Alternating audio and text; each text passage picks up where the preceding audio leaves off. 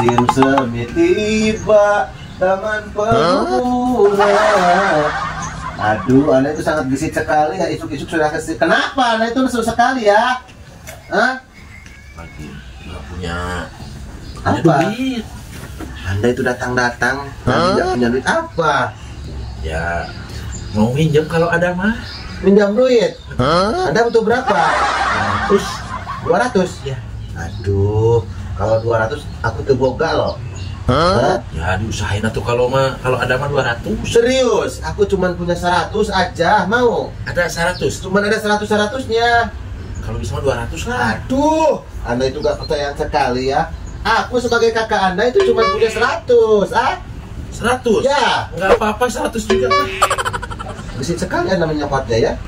Aku lagi ribu ini. Lagi ribu ya? Lagi ribu.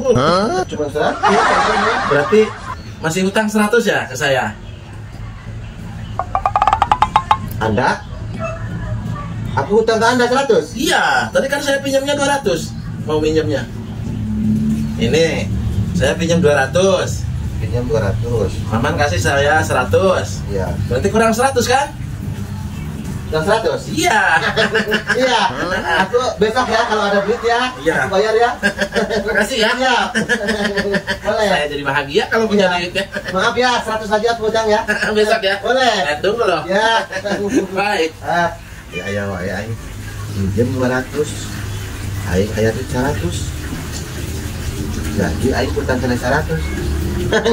Bayar ku aing itu kah?